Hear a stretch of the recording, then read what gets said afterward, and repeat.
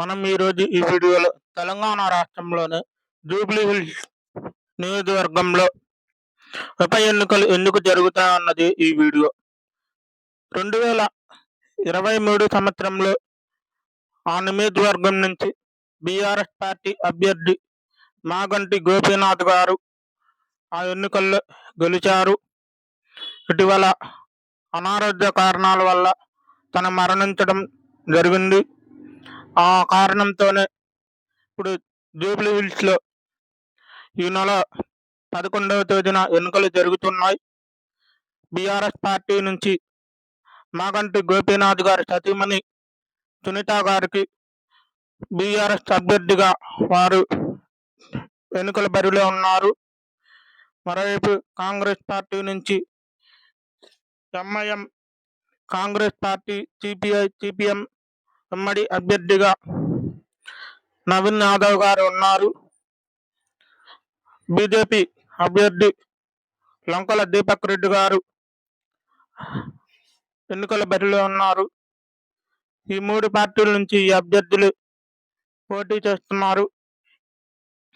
ఈ నెల 11వ తేదీన ఎలక్షన్ జరుగుతాయి. 14వ తేదీన ఫలితాలు వస్తాయి. ఈ మూడు పార్టీల మధ్య ప్రధాన పోటీగా నిలిచాయి. ఏది ఏమైనా సరే కాంగ్రెస్ పార్టీ, బీఆర్ఎస్ పార్టీ మధ్య ఎక్కువ ప్రధానంగా పోటీ ఉన్నది.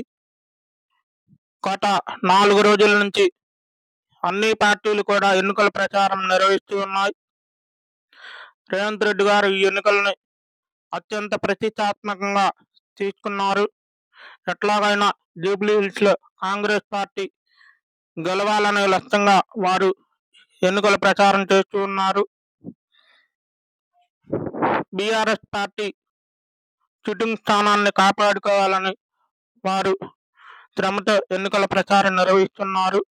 ఆ పార్టీ నుంచి కేటీఆర్ గారు, వారి పార్టీ నాయకులు ఎన్నికల ప్రచారం చేస్తున్నారు. ఏది ఏమైనా సరే 14వ తేదీ వరకు అక్కడ ఏ అభ్యర్థి గెలుస్తారనేది 14వ తేదీన ఎన్నికల ఫలితాలు వేచి ఉండాల్సిందే. నా అభిప్రాయం మేరకు 50% బీఆర్ఎస్ పార్టీ వచ్చే అవకాశాలు ఉన్నాయని పలువురు విశ్లేషకులు చెబుతూ ఉన్నారు. జూబ్లీ హిల్స్ ఎన్నికల గురించి మీ అభిప్రాయాన్ని కామెంట్ రూపంలో తెలియజేయండి.